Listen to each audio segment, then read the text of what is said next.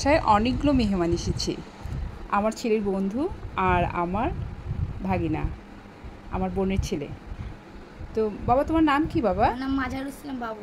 মাজারুল ইসলাম বাবু, তুমি কোন ক্লাসে পড়ো? ক্লাস 6। ক্লাস 6-এ। আলবির সঙ্গে?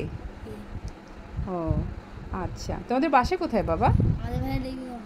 দেবীগঞ্জে? তুমি আর আলবি কি একসাথে পড়ো? হ্যাঁ জি। এটা আমার ছেলে আর এটা আমার ভাগনা। মেহমানগুলো অনেক সুন্দর না? তাদের জন্য আজকে রান্না করছি। চলুন রান্না করছি কি দেখাবো।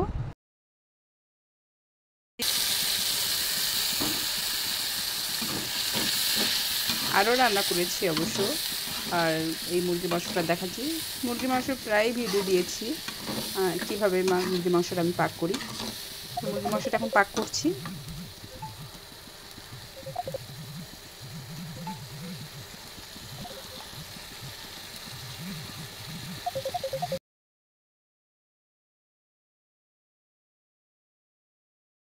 তার জন্য আজকে মুরগি মাংস পাক করছি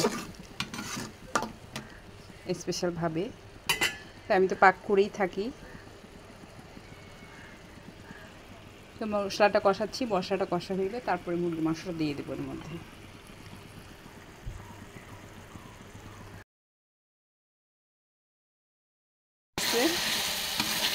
এখন মুরগি মাংসটা দিয়ে দেব। আর আমি সবসময় মুরগি মাংস ভেজে রান্না করি। এই যে ভাজা মুরগি মাংসটা দিয়ে দিলাম।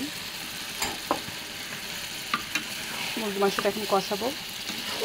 আরও রান্না করেছি অবশ্য, পেঁপে ভাজি করেছি, তারপর সবজির ভর্তা করেছি, তারপর ডিম রান্না করেছি।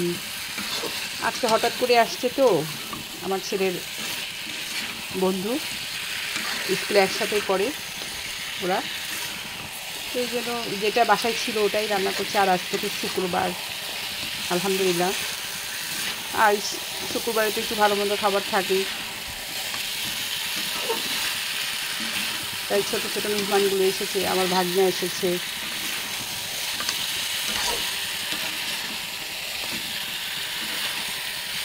আর আপনারা কি আমার ভিডিও দেখেন, রান্নার ভিডিওগুলো অবশ্যই জানাবেন কেমন রান্না করি আমি, দেখতে কেমন। হয়তো বলবেন যে রান্নার ভিডিও দেখান, দাওয়াত দেন না। দাওয়াত তো অবশ্যই থাকবে, আপনাদের জন্য আসবেন, কোনো সমস্যা নেই। চলে আসবেন আমার বাসায়, রান্না করে খাওয়াবো সবাইকে।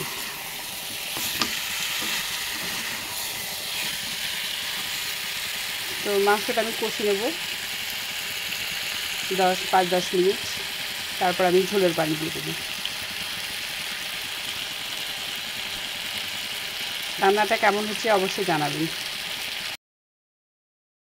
মুরগি মাংসটা মজাদার মুরগি মাংস, এটা এখন নামাই ফেলবো। ভালো থাকবেন, সুস্থ থাকবেন। আর ভিডিওটা ভালো লাগলে অবশ্যই আমার পেজটাকে ফলো দিয়ে পাশে থাকবেন। আল্লাহ হাফেজ।